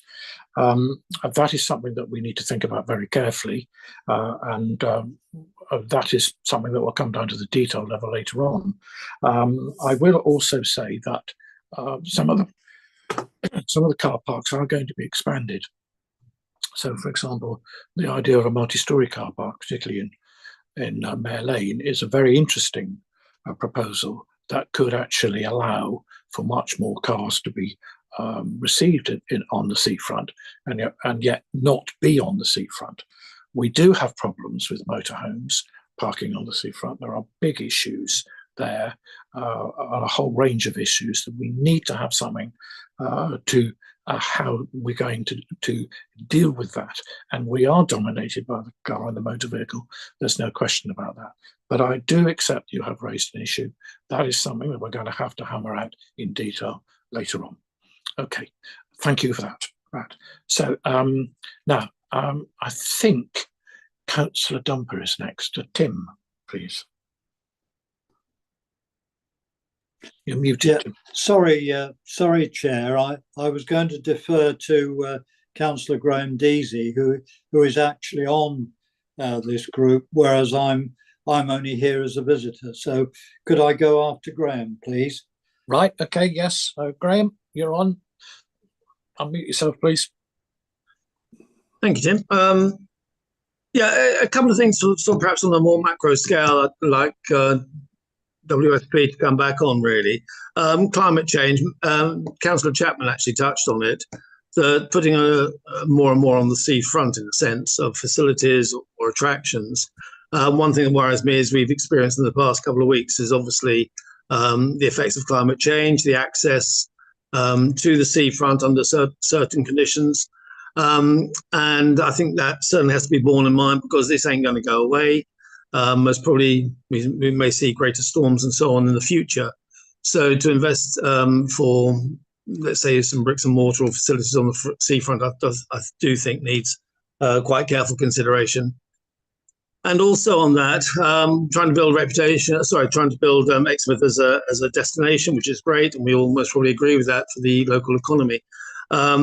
We do have to do something about our reputation, potentially with South West Water, and to get the seas clean. I know it's not just our problem. We know it's a huge issue here, but I think the vision is great. I think what we have is a good platform to take Exmouth forward, but there are some macro issues that we have to consider. And, you know, there are even things like putting more water sports on along the seafront.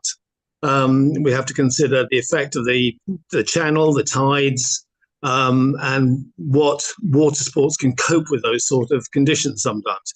You know, we cannot launch, I mean, I've rowed gig boats, we cannot launch off the seafront because the tide's too great.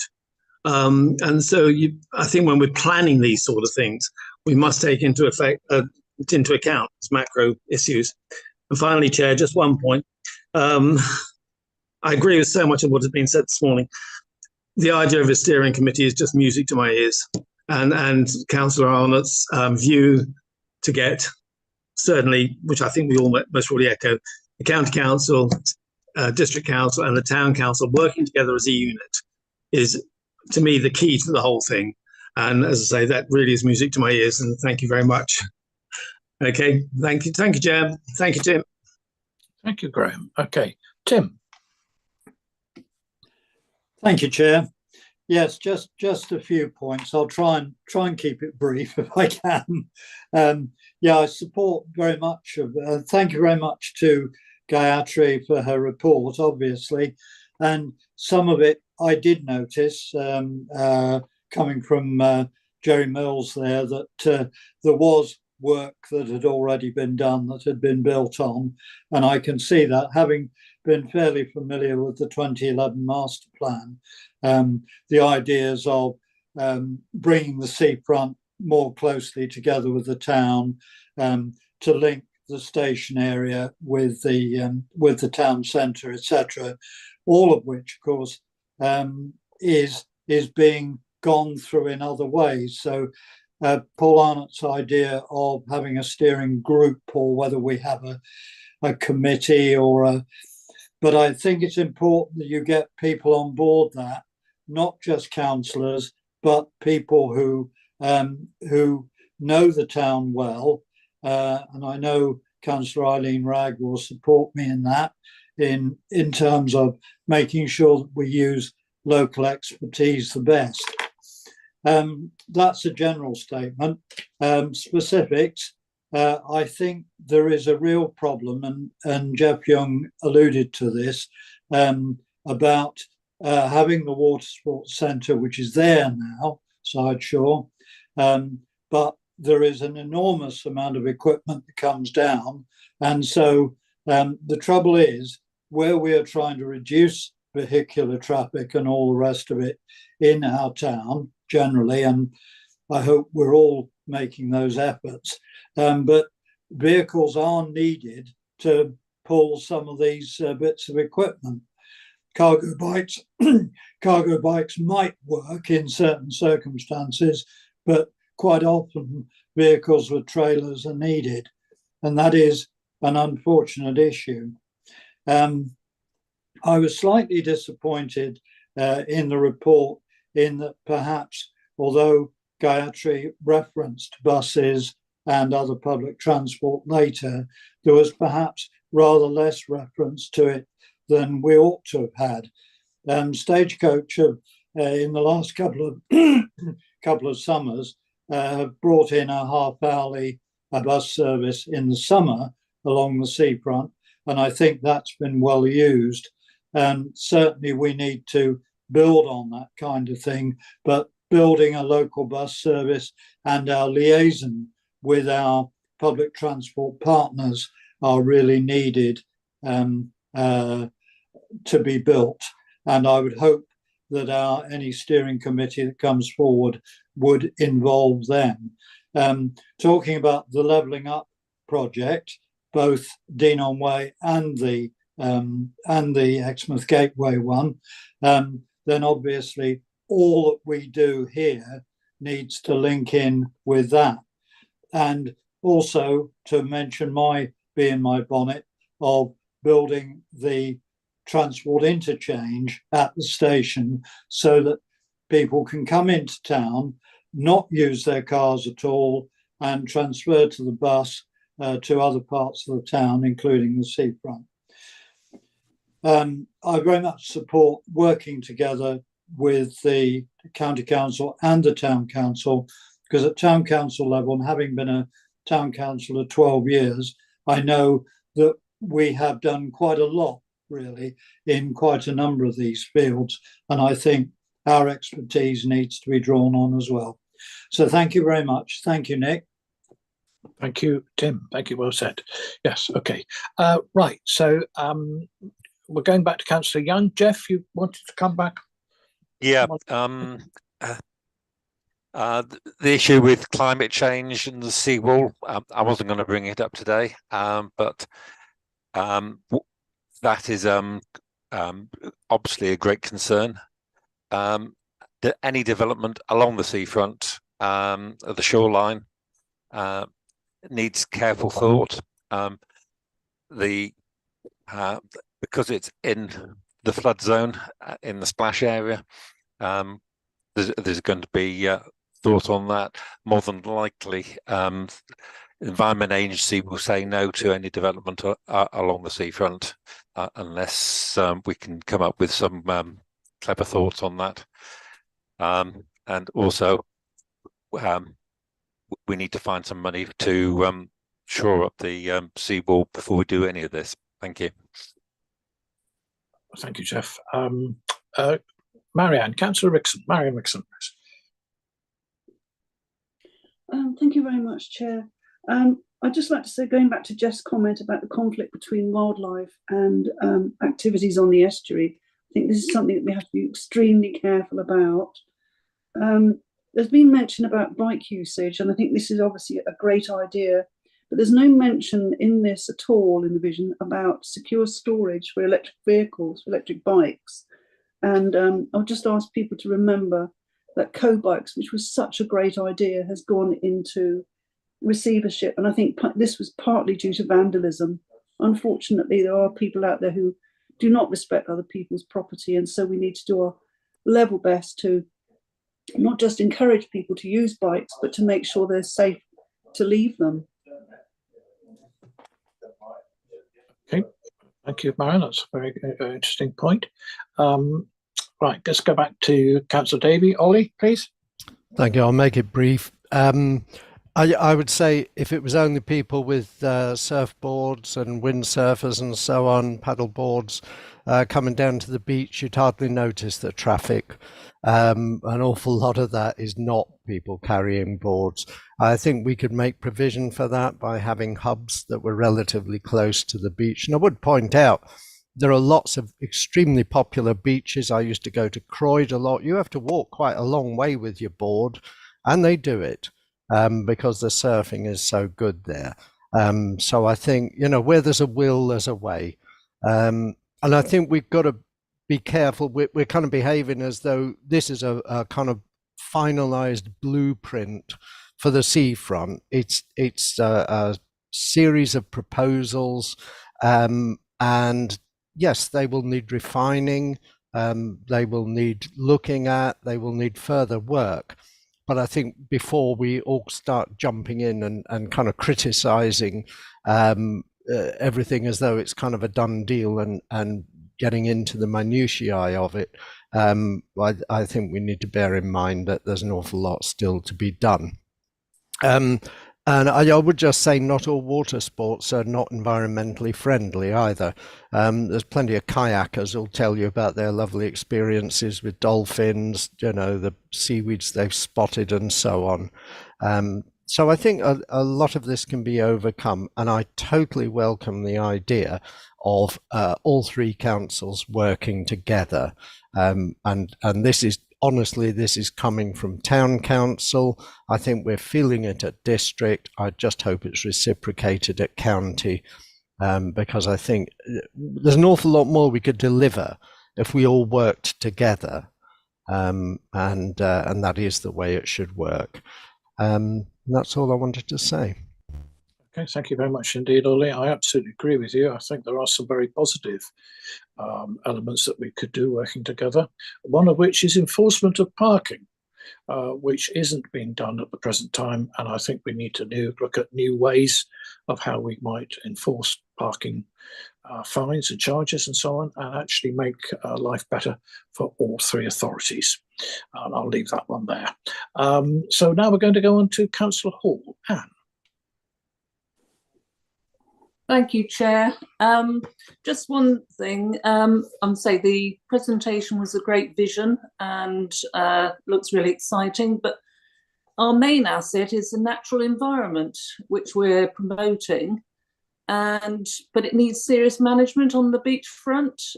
And I really do have concerns after what we've seen this last week or so with the damage, etc. down there, that I know we've got a beach management plan coming through, but it is a serious thing. Everything's shifting down at the front and it's changing all the time. And that's my starting point, because we're trying to promote the seafront as a main tourist attraction and for locals. And we do need to protect it and spend money there before we move further on. That's my thinking. Thank you. Thank you, Anne. I absolutely agree with you 100%. And I've been banging on about the changes at the beach for some time now. We do have a new beach management plan, which is coming together, but finance is a big problem. And it seems very unfair. We might have to carry that finance all on our own. So we need to keep pressurising people to give us some money on that one. So absolutely agree with you. Thank you for raising that. Councillor Ragg, Eileen, please. Thank you, Chair. Just to go back to linking the seafront and the town, there was very, very strong support from county some years ago now. The head of highways then, Ed Chilton, I don't know if anyone remembers him, very forceful character. And he decreed that the Tower Street would be resurfaced. You see those quaint little stones with magnolia insets there. Should link the town centre with the seafront. And the idea then was to similarly pave Bath Road as a continuation of Tower Street, which led into the middle of town. Unfortunately, the money ran out, but I wholly endorse what Ollie has said. And now I speak, by the way, as a county councillor at that time, that it's hugely important that all three councils work together which was the case at that time, but the political setup was quite different to what we have now, quite different.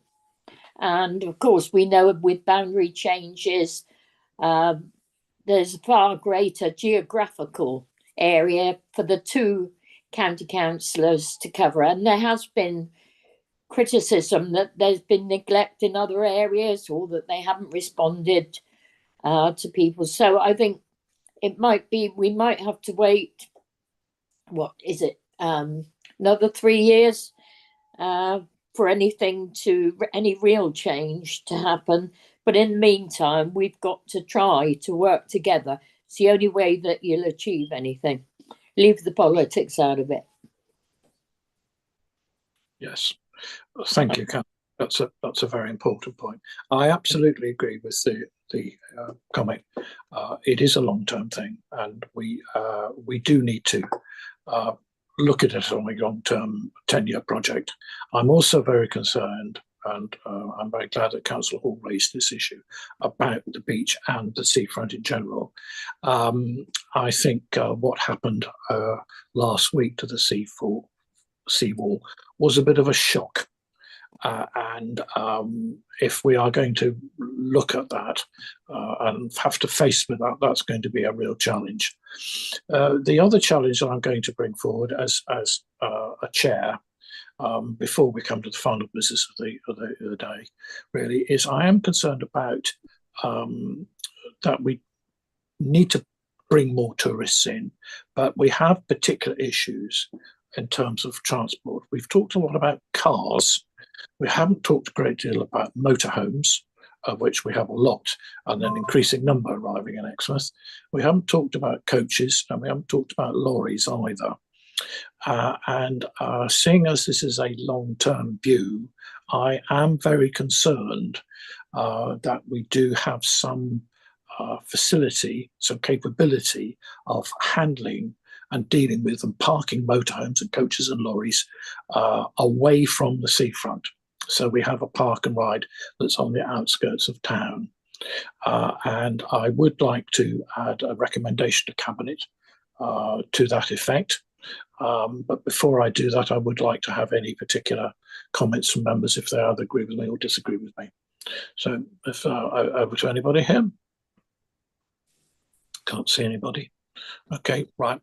So yes, Councillor Davey, help me out here, please. Ollie. Couldn't resist it, Nick.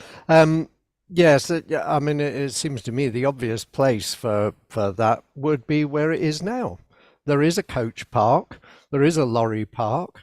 They're right by the estuary. They can be accessed there. What we do need is a really good shuttle from the station area, which could fulfill several functions, taking coach loads, taking people who come on the train, and so I think if we get the transport links right between the station and the seafront, then the other facilities there already.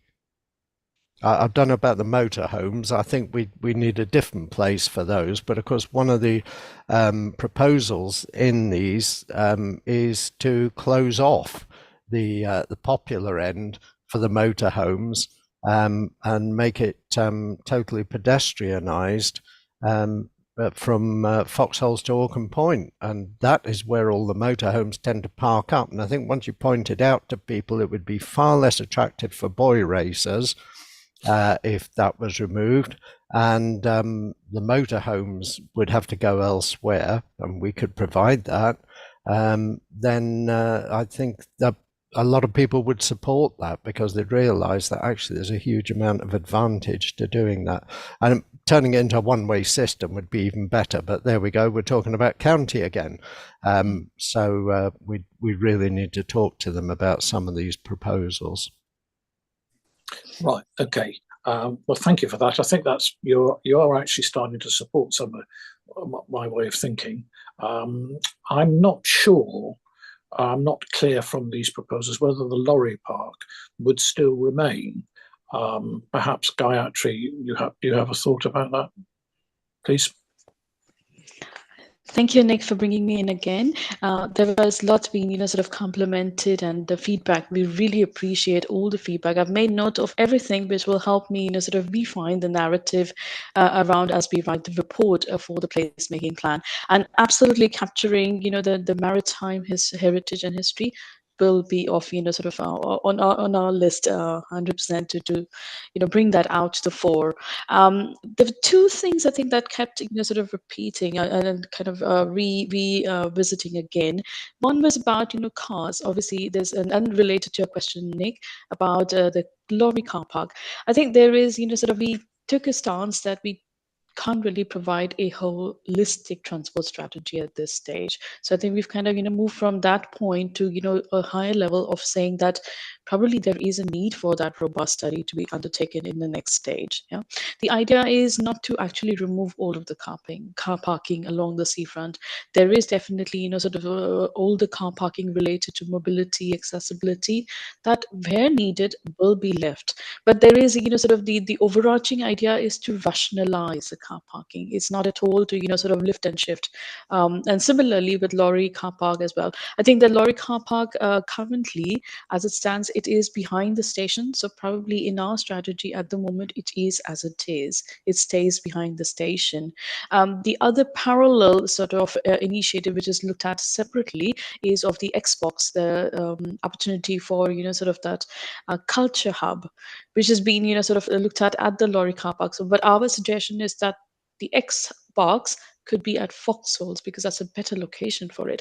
So these are certain recommendations, which means that certain areas or hubs of car parks are left as they are. And I think this lorry and the coaches probably they are better suited at the station area, and then they have to be augmented. All of that station area should be augmented by better interchange. And I completely agree with Councillor Davies' idea of how to think about it from an interchange perspective. And so I think in our proposal, when we refine our presentation and the report further, we will take note of this, and we will sort of bring out all of these ideas. There was another one which is related to the gateway or the roundabout, the junction that's been designed that is already underway for the leveling up. We are very much aware of what is happening. So I would like to also bring in my colleague Patrick, who's on the meeting at the moment. He's been leading on that project, and we have been sort of working simultaneously to understand the implications of each other. They're two different projects, but they do have implications. But we've kind of minimized our sort of impacts. So the gateway as it is that will be designed and consulted upon will be sort of a long-term vision that's been incorporated in our vision. So before I answer all the others, can I bring in Patrick? Would you like to elaborate on this point? Yeah, just to alleviate members' concerns, just to introduce myself. I'm Patrick Carney. I've been supporting Gateway on this scheme. I work from the Exeter office, so just trying to give that local support to the project. I also oversee the contract we have with Devon County Council to supply transportation engineering services to them. So we have a close link with Devon County Council. Yeah, just to reassure you, there's nothing in the current gateway proposals that will prevent the proposals that we're putting forward under the placemaking plan. It doesn't deliver everything you want, but it definitely starts the journey, and that sense of arrival and waymarking is really what both of the levelling up fund wants to do and the placemaking wants to do. So it hopefully they will tie in together. I think when the councillors talked about the low-hanging fruits, I think there's some initial opportunities we can pick up in the detailed design of the gateway on that signage strategy, and starting to develop some of those key signage messages that if we can pick them up in the gateway, they can be picked up then and carried on throughout the town to improve that waymarking and sense of arrival and feeling that you naturally know where to go when you get off the train and arrive in Exmouth. So yeah, just a thing. We are talking. Devon are aware of the placemaking plan, and we will make sure that there is nothing in there that contradicts each other. And just to pick up the other points, I mean, obviously, I can't talk on behalf of Devon, and all those talks about a joint steering group sound great, but a lot of what we're putting forward about reducing the car dominance completely reflects Devon County Council's local transport plan and their policies. So I would like to think that they would be very keen to work with you on a lot of these issues, because it definitely supports where they want to go with their transport strategies. Right. Okay. Thank you very much indeed, Patrick. That's very reassuring. Okay. Right. So I can't see any more hands now. We've been going at this stuff for 2 hours. I thank members for their attention and concentration and their kind thoughts. I think we're now at a point where we need to make a recommendation. Jerry, yes? Yeah, Chair, just coming back to the original report, forgive me for interjecting, but the recommendation was that the group consider the proposed draft placemaking strategy and make a recommendation to Cabinet to support that. In the course of the dialogue, there's also been a suggestion put forward that we would recommend, or the group may recommend, the formation of a steering committee, which is not actually contained in the report. So I'm just highlighting that for you if you wanted to add that. And then you had your final proposal that you wanted to add at the end there, which you just spoke about a few minutes ago. Okay, thank you very much. Okay, so moving from the chair, the first recommendation is that the Placemaking and Exmouth Town and Seafront Group recommends to Cabinet that the draft Exmouth placemaking plan be fully supported. Okay. Could members please? Sorry? Sorry, do you want me to run the vote, Chair? Apologies. Before we do that, Councillor Deasy has a comment. Graham, are you muted? Yeah, sorry about that, Chair. I was actually voting, which is why I put my hand up. Hold on. So I was ahead of the game. Sorry. I know you're keen to get that meeting finished, but let's just take. So just to remind you then that the Placemaking and Exmouth Town and Seafront Group recommends to Cabinet that the draft Exmouth placemaking plan be fully supported.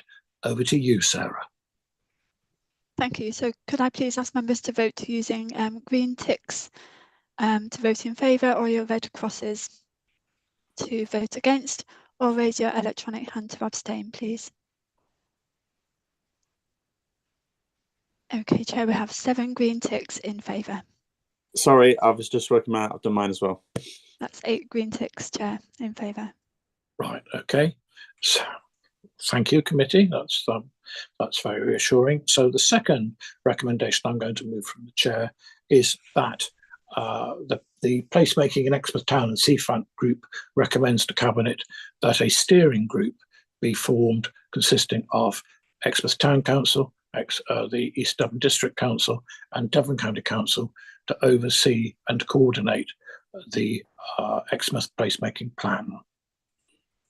So again, those any questions about that? Right, okay, over to you, Sarah. Okay, thank you. If members could please vote in the same way again. Thank you.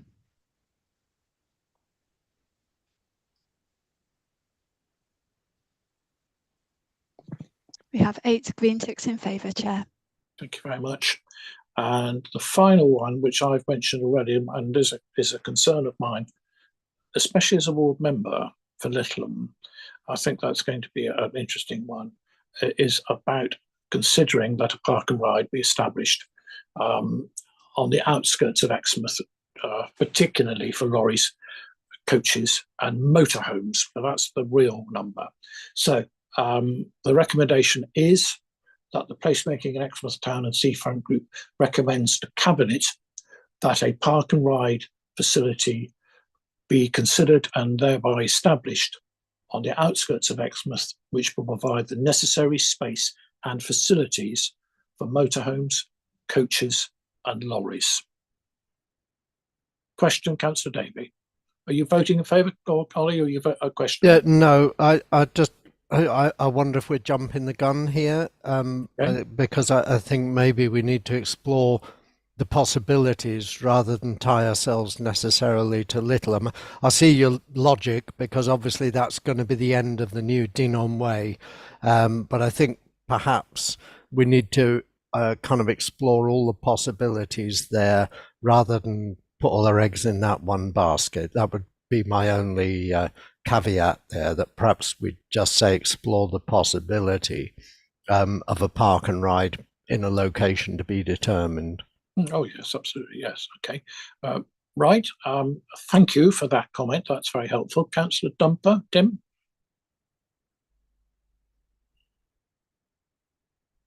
Tim, where have you gone? Yes, sorry. Yes, I'm here, Chair. Sorry, I was trying to get at the mute button and it kept on disappearing for me.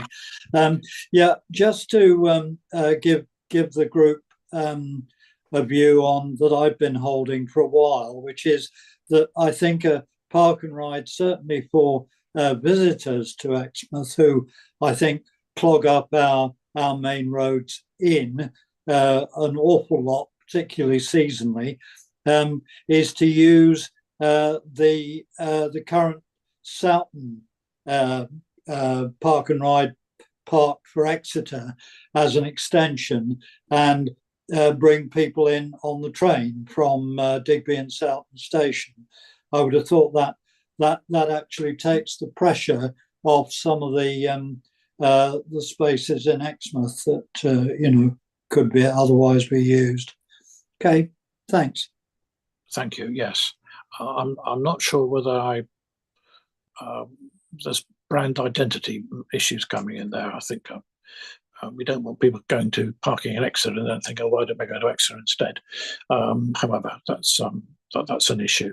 Okay, well, bearing in mind Councillor Davies' comments and his chairmanship of strategic planning, of course, can I just finally say an amendment then to that final one, so that the Exmouth in placemaking. The Placemaking in Exmouth Town and Seafront Group recommends to Cabinet that park and ride facility be considered on the outskirts of Exmouth to provide necessary space and facilities for motorhomes, coaches and lorries. Okay, any questions about that? Right. Yes, Chair. Yes, Councillor Chapman, yes. I'm not quite sure, but I think there's some law under the lorries. If they're bringing goods into town, aren't we supposed to provide parking for them? It's something I've heard and I'm not sure about, but I think it's something perhaps we need to be aware of, that it could be something that we have to do, in which case we'd have to look at it another way. Thank you, Chair. Yes, I'm aware of that law. I know there are some members who are very pro-lorry parks, and what I'm trying to make sure is that there is provision for lorry parking within the town, designated lorry provision. Now, we're looking at this at a general point of view. We have no idea of the final detail. I just want to make sure that we have a facility in place at a strategic level, not a particular location, but at a strategic level. And perhaps being out of town may be more suitable for lorries. I don't know, but we just need to have that provision. It would be terrible, I think, if we did not provide that provision and the planning for it and found out later on that we needed it. Councillor Davey. Yeah, I'm just going to come back again, Nick. Just to say, again, I don't think we should preempt what the park and ride is for. I mean, lorries don't need a park and ride. They might need a park. They don't necessarily need to get anywhere after they've parked up. They might do. Coaches, definitely. I suspect camper vans won't want to use a park and ride because part of the attraction of having a camper van is being able to go somewhere with it and brew your own tea and so on. So I just think we should look at all the possibilities for a park and ride in terms of location and who it caters for. And this may need further consultancy work, but I think just keep it as general as possible is what I'm saying. Yes, well, I've changed it to consider. So I think that's probably the best. Councillor Ragg. Yeah, thank you, Chair. Park and ride, that would definitely need input from Devon County Council because of the access. And it would need to be, I believe, it's common sense, near the A3, just off the 376, because that is where the visitors will be coming from mainly. I don't know if you were present, Chair, at the time. There was a piece of land that there was a members advisory panel considering it, and it was not far from the marine camp. Now, whether that land is, as far as I know, it's still not been developed, whether that would be appropriate, but who would manage the park and ride? Could it be the landowner, or would it be us? Would we have to buy the land? I think these are things that would have to be thrashed out. Yes, At absolutely. the working group, but certainly I would say close to the A376, which would essentially need input from highways. Okay, absolutely. Quite agree. Thank you very much for those points. Yes, I take all those points on board, but I still think we need to have a statement of the fact that we are keen to have a park and ride on the outskirts of Exmouth, and work out the detail later on. Okay, Councillor Ragg, you wanted to come back? No, I haven't lowered my hand. I'll do it now. Right, okay. So I think we're ready to go to the vote for this, please. So just to reiterate, the Placemaking in Exmouth Town and Seafront Group recommends to Cabinet that a park and ride facility be considered on the outskirts of Exmouth, which provide the necessary space for motorhomes, coaches and lorries. We'll just leave it as blunt as that. Okay, Sarah, if you could take us to the vote, please. Thank you. So once again, if members could please use their green ticks to vote in favour or red crosses to vote against, or raise your electronic hand to abstain, please. Okay, Chair, we have 7 green ticks in favour and 1 abstention. Right, okay. Thank you very much indeed, Sarah. Thank you, members. Right, so unless there are any further questions, I don't see any hands raised. That brings our meeting to an end. I would like to thank everyone for their attendance. I remind everyone that until the supporting officer confirms that we're no longer live, comments will be heard. And also my thanks to WSP and also to and other officers who are here today. Thank you, Nick.